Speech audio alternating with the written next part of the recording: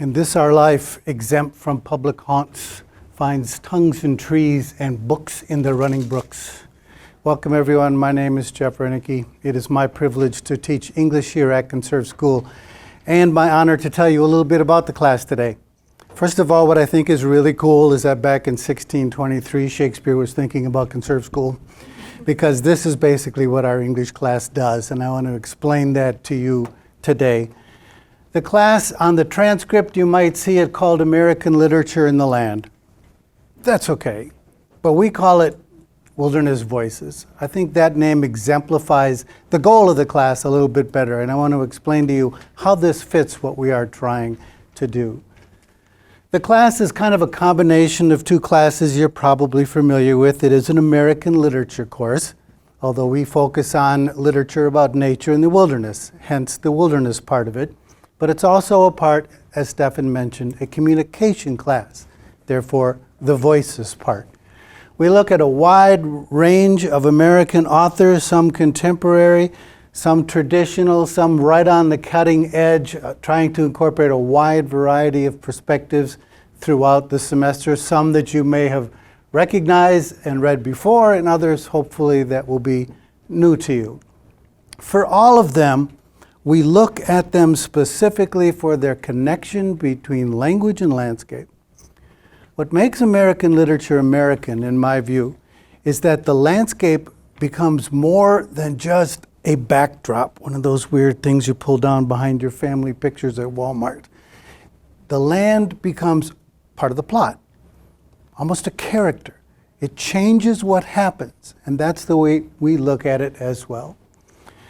And then we work on your students' ability to do their own writing. Hence, again, the voices part of it. How have other people in the past been inspired by the great American landscape and then written about it?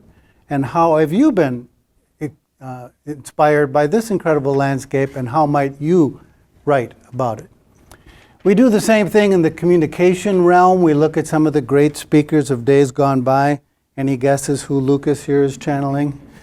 All right, so we look at Abraham Lincoln and what made him so effective in his communication skills, and then we have the students practice their own communication skills on issues that they care about, using their voice for environmental advocacy.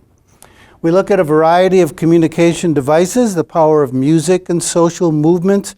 We talk about how to testify in front of a managing agency or a congressional hearing. We look at the power of things like bumper stickers. Now, shaving your head and putting the website of an environmental group on the back of it is optional but extra credit. She was way into it. We go outside no matter what the weather is, because that's part of nature. We want to feel it. You might notice in the classrooms, if you get a chance to peek your head in, there's often a bucket of clothing in the corner. It might look like really poor housekeeping skills. Okay, part of it is. But really what it is that's for your student when they come in and say, oh, I can't go outside today, I forgot my raincoat. We can say, yes, we can. We have 20 of them right there. For instance, a lot of high schools read Into the Wild.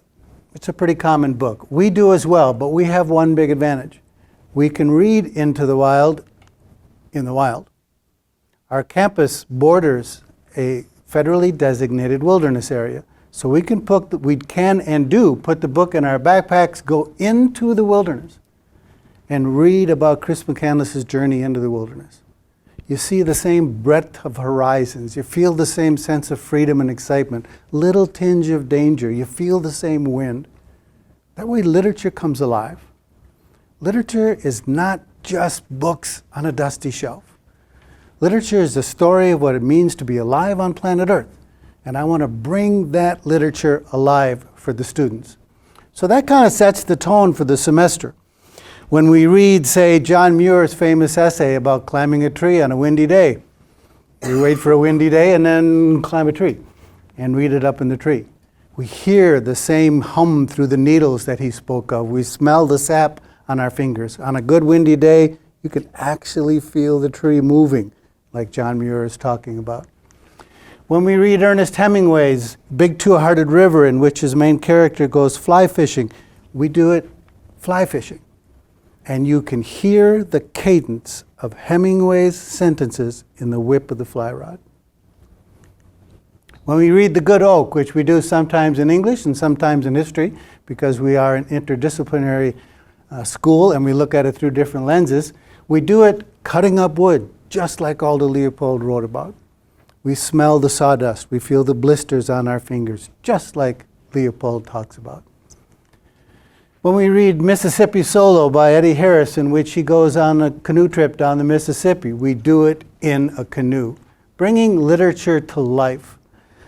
And also, when you're out in the wilderness studying literature, you come face to face with a thing called the hero's journey cycle. How many of you have studied that in your high schools? Okay. So you know it's an archetype of literature about a journey. Well, what better way to learn about the different steps, physical, emotional, and spiritual, of a journey than on a journey?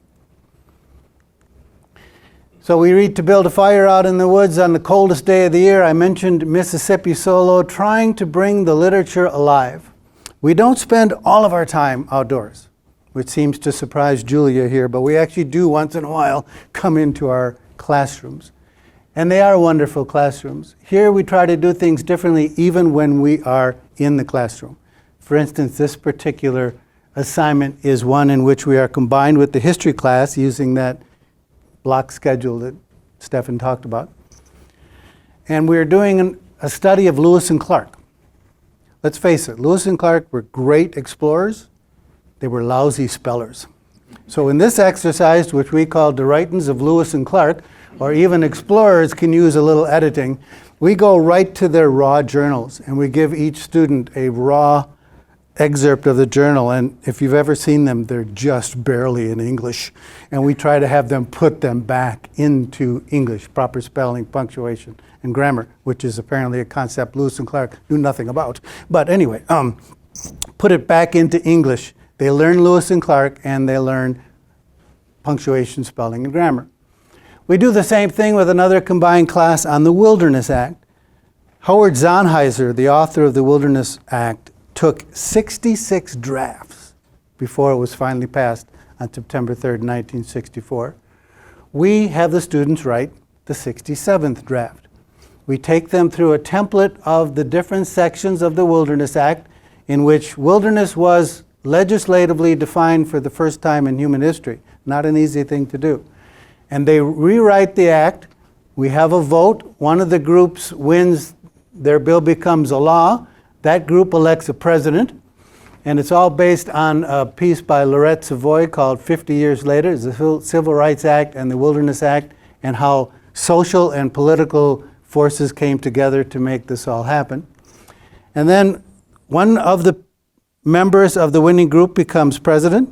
She comes into the classroom with the strains of Hail to the Chief playing and a Secret Service detail, which is really just the history teacher and I talking into our cufflinks and wearing dark glasses. And she gives a speech, the same speech that Lyndon Johnson gave when he signed the act in 1964. Those kind of lesson plans, I hope, give students confidence in their own abilities, lets them use their imagination, and keeps them a little bit on the edge of what's going to happen next. I think we all learn best when we're not quite sure exactly what's going to happen next. It piques our senses and keeps us alert. Not in an attempt to make every one of the students into a wild woman or a wild man, but to let them feel for themselves that incredible inspirational connection between the American landscape and us as humans. Some classes you'll hear about today deal with the physical side of it. Let's face it, not a lot of introspection goes on when your toes are frozen. So we teach you how to deal with the outer and explore the outer landscape. My job for my class, I see it as teaching students how to explore the interior landscape. So it's not all smelling the flowers, as you might think a nature-y type English class would be. It's also about shoving some pine needles up your nose and touching nature in ways you might not have thought of before. And then along the way, we work on your spelling, punctuation, and grammar because, hey, it is an English class. And that is my course, Wilderness Voices at Conserve. And then later on today, you'll have an opportunity to ask some questions about it if you are interested. So thank you very much.